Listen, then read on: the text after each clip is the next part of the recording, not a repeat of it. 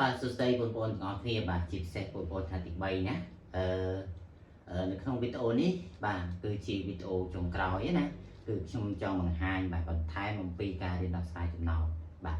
មានបងប្អូនខ្លះបាទជាពិសេសគឺបងប្អូនកម្រិតថ្នាក់ទី3នេះឯងបាទមិនទាន់ចេះដោះស្រាយចំណោទហើយអត់ស្គាល់ទីតាំងណាខ្លះបាទ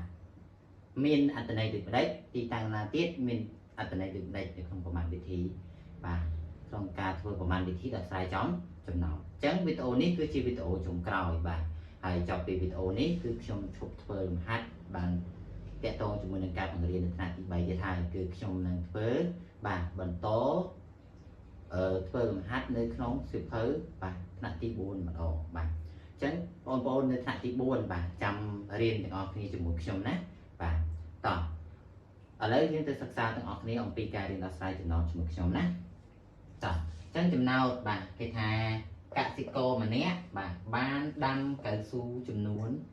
2550ដើមបាទកូនប្រុសរបស់គាត់ដាំបាន45ដើមអញ្ចឹងគេសួរថាតើទាំងពីរនាក់ដាំកៅស៊ូបានប៉ុន្មានដើមបាទតោះនេះបងប្អូនហ្នឹងបាទក្នុងការធ្វើចំណោទក្នុងការដោះស្រាយចំណោទបាទដើម្បីឲ្យយល់ហើយដោះស្រាយចំណោទបានត្រឹមត្រូវគឺយើងត្រូវតែអានប្រធានចំណោទយ៉ាងតិចឲ្យបាន3ដង2ដងទៅ3ដង4ដងបាទអានកាន់តែច្រើនកាន់តែល្អណាអញ្ចឹងហេតុអីបានយើងចាំបាច់ត្រូវអានច្រើនបាទគឺដើម្បីតែអានឲ្យយល់បាទអំពីប្រធានចំណោទឲ្យច្បាស់លាស់ថាគេចង់ធ្វើប្រមាណវិធីដកឬក៏បូកបាទតោះឥឡូវយើងអានម្ដងទៀតណាតោះកសិករម្នាក់បាទបានដាំកៅស៊ូចំនួន2550ដើមណាកូនប្រុសបាទរបស់គាត់ដាំបាន45ដើមតើទាំងពីរនាក់ដាំកៅស៊ូបាន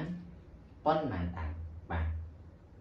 អានបានប៉ុណ្នេះតើបងប្អូនយល់ហើយឬនៅបាទអញ្ចឹងគេថាកសិករម្នាក់ហ្នឹងបាទគាត់ទៅដាំដើមកៅស៊ូយើងអត់ដឹងថាដើមនៅចំការណាទេណាអញ្ចឹងដឹងថាគាត់ដាំដើមកៅស៊ូបាទតែម្នាក់ឯងហ្នឹងគឺគាត់ដាំបាន2550ដើមបាទតែម្នាក់ឯងណាបាទ2550ដើមគាត់ដាំបានប៉ុន្តែកូនប្រុសរបស់គាត់ហ្នឹងដាំជាមួយគាត់ដែរបាទដាំបានប៉ុន្មាននេះបាទដាំបាន45ដើមនេះអញ្ចឹងមានន័យថាប៉ារបស់គាត់ឬក៏ពុករបស់គាត់ហ្នឹងដាំបាន2550ដើមហើយស្រាប់តែកូនប្រុសគាត់ហ្នឹងបាទដាំបាន45ដើមបន្ថែមទៀតអញ្ចឹង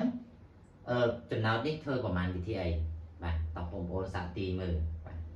មានន័យថាពុកដាំបានប៉ុណ្ណេះហើយកូនដាំបានបន្ថែមពីលើទៀតបាទអញ្ចឹងអាដាំបន្ថែមពីលើហ្នឹងគេធ្វើប្រមាណវិធីអីបាទប្រមាណវិធីអីបាទយើងរាប់បញ្ចូលគ្នាបាទយើងមើលសំណួរគេលំអិតម្ដងទៀតណាអញ្ចឹងគេថាតើទាំងពីរនាក់បាទដាំកៅស៊ូបានប្រមាណដើមគេចង់សួររកកៅស៊ូទាំងអស់មានន័យថាសួររកទាំងកៅស៊ូរបស់ឪពុកនិងកៅស៊ូរបស់កូនដែលគាត់បានដាំណាដាំទាំងពីរហ្នឹងអញ្ចឹងកាលណារកទាំងអស់មានន័យថាយើងរាប់បញ្ចូលគ្នាមែនទេរាប់ទាំងកៅស៊ូឪពុកនិងរាប់ទាំងដើមកៅស៊ូរបស់កូន45ដើមនឹងរាប់បញ្ចូលគ្នាតើគេចង់ដឹងថាដាំបានប៉ុន្មានទាំងអស់បាទអញ្ចឹងកាលណារាប់បញ្ចូលគ្នាយើងធ្វើប្រមាណវិធីអីបាទរាប់បន្ថែមបញ្ចូលគ្នាមែនទេអញ្ចឹងមានន័យថាគេធ្វើប្រមាណវិធីបាទប្រមាណវិធីបូកមែនទេបាទអញ្ចឹងនៅក្នុងការធ្វើចម្លើយបាទយើងមានជាប្រមាណវិធីបាទនិងរបៀបឆ្លើយប្រមាណវិធីរបៀបឆ្លើយណាអញ្ចឹងនៅក្នុងចម្លើយក្នុងការដោះស្រាយចំណោទគឺបងប្អូនត្រូវតែធ្វើបាទទម្រង់បែបនេះណាមានប្រមាណវិធីហ្នឹងមានន័យថាជាកន្លែងដែលយើងដោះស្រាយចំណោទណាកន្លែងដែលយើងធ្វើបូកដកគុណចែកនៅកន្លែងហ្នឹងបាទដែលយើងដោះស្រាយកន្លែងហ្នឹងតោះនេះដល់ពេលរបៀបឆ្លើយហ្នឹងកន្លែងយើងរកបាទយើងសួរយើងឆ្លើយណាយើងរកនៅកន្លែងហ្នឹងណាដល់ពេលយើងកណនីលេខឃើញនៅទាំងនេះយើងយកមកដាក់នៅខាងនេះវិញបាទតោះនេះបងប្អូនហ្នឹងបាទតោះឥឡូវយើងដោះស្រាយទាំងអស់គ្នាណាតោះឥឡូវយើងរកគេមកជាហ៊ានដំបូងគេសួររកអីយើងរកហ្នឹងណាអញ្ចឹងគេថាទាំងពីរនេះដាំកៅស៊ូបានប្រមាណដើមគេសួររកអីបងបាទគិតឲ្យយល់ណាឲ្យដឹងថាគេរកអីទៅយើងអាចឆ្លើយតបជាមួយនឹងបាទអ្វីដែលគេចង់បានតោះណាអញ្ចឹងគេសួររកហ្នឹងគឺតើទាំងពីរនេះដាំកៅស៊ូបានប្រមាណមានន័យថាគេចង់សួររកកៅស៊ូសរុបកៅស៊ូទាំង ទាំងអស់ទាំងពីរញាក់ទាំងនឹងទាំងកូនណាតើសរុបជួបគ្នាតាមបានប្រមាណដែរបងឥឡូវយើងរកទាំងអស់គ្នាណាចឹងត្រង់កន្លែងនេះខ្ញុំដាក់ថាបាទរកណាបាទរកតោះរកអីគេ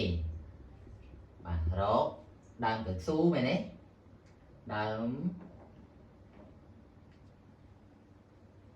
បាទដើមកៅស៊ូបាទ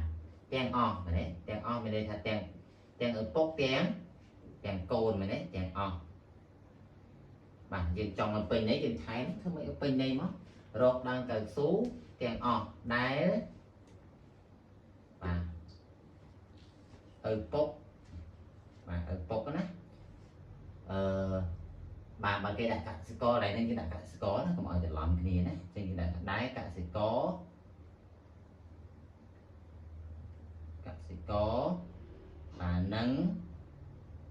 បាទនឹងអីកូនបាទនឹងកូនប្រុសណានឹងកូនប្រុសបានដាំណា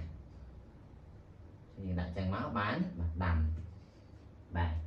ចឹងកសិករនោះកសិករដែលជាឪពុកហ្នឹងគឺគាត់ដាំបានបាទ2550ដើមកូនប្រុសបាទរបស់គាត់ដាំបានបន្ថែមទៀតមានន័យថាយើងធ្វើប្រមាណវិធីបូកមែនទេបន្ថែមមានន័យថាបូកបាទដាំបានណាបាទ45ដើមជាងយើងដាក់45ដើមអញ្ចឹងស្មើប៉ុន្មានបាទ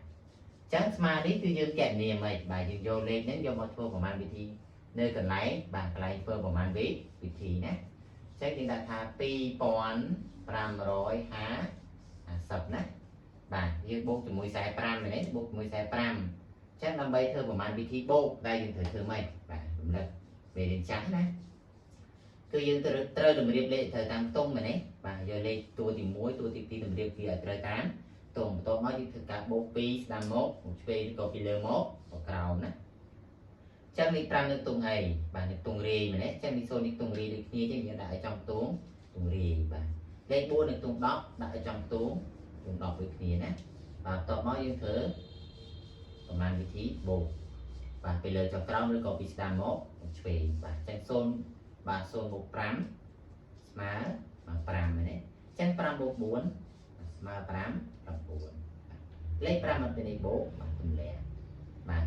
អត់មានន័យបូកបាទទម្លាក់បាទចឹងចម្លើយរបស់យើងគឺយើងឃើញ2595បាទ2595យើងយកមកបំពេញមកកាលណាយើងឃើញចម្លើយហើយគេដាក់2595ណាបាទចឹងមានន័យថាអ្នកទាំងពីរទាំងឪពុកបាទទាំងកសិករទាំងកូនហ្នឹងគាត់ដាំកៅស៊ូសរុបបានទាំងអស់គឺ2595បាទ95ដើមណាបាទកាលណាយើងឃើញចម្លើយហើយយើងឆ្លើយប្រាប់គេមែនទេគេសួរយើង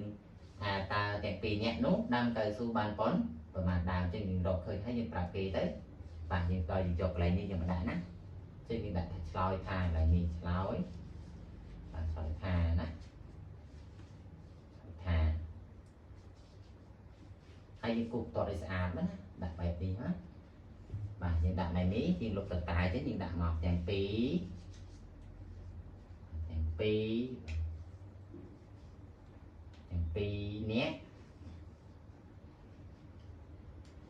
រនាក់ដាំកៅស៊ូបាទបានម៉ានបាទយើងរកឃើញមិនបានម៉ាននេះបាទគឺ2595ដើមនេះ2595ដើមចឹងយើងដាក់ដើមដាក់គេមកដើមណាបាទប៉ុណ្ណឹងយើងដាក់សញ្ញាខណ្ឌមកតបឲ្យយើងគូប្រអប់ណាយើងយកបន្ទាប់គូប្រអប់ឲ្យស្អាតបាទរបៀបការធ្វើចំណោទឲ្យស្អាតគឺគេធ្វើបែបហ្នឹងណាបាទហើយយើងគូបន្ទាប់ពីក្រោមមកបាទដើម្បីឲ្យវាមានបាទមើលទៅទម្រង់ស្អាតកាលណាយើងធ្វើស្អាតបាទលោកគ្រូអ្នកគ្រូគាត់កែទៅបាទពេលដែលឃើញយើងធ្វើស្អាតទោះបីធ្វើខុសគាត់អាចថែមបន្ទុកមួយបាទឬក៏បន្លាស់បន្ទុកដើម្បីជាការលើកទឹកចិត្តដែរតែបើសិនជាយើងធ្វើមិនស្អាតទេគឺពិបាកនៅក្នុងការកែណាបាទ ចេះនៅក្នុងវីដេអូនេះគឺមានតែប៉ុណ្្នឹងទេបាទសង្ឃឹមថាបងប្អូនមើលហើយបងប្អូនអាចបាទយល់អំពីរបៀបនៃការដោះស្រាយចំចំណោទបាទហើយនៅវីដេអូបន្តទៀតបាទគឺខ្ញុំធ្វើហាត់នៅក្នុងថ្នាក់ទី4ម្ដងណាហើយយើងបាទចាំសិក្សាទាំងអស់គ្នាហើយបងប្អូនថ្នាក់ទី4បាទដែលកំពុងតែរងចាំគឺឈានដល់បាទថ្នាក់ទី4ហើយបាទអញ្ចឹងបាទកុំភ្លេចណាបើសិនជាបងប្អូនចង់មើលបាទចង់មើលពេលដែលខ្ញុំផុសទៅបាទកុំឲ្យរំលងគឺបងប្អូនត្រូវតែចុចជាវឬក៏ចុច Subscribe ណាដើម្បីអីពេលដែលខ្ញុំផុសវីដេអូទៅបងប្អូននឹងបាទវីដេអូនេះនឹងទៅដល់បងប្អូនមុនគេបាទសូមអរគុណបើមានកន្លែងណាខុសឆ្គងសូមបាទអធិស្ឋានណា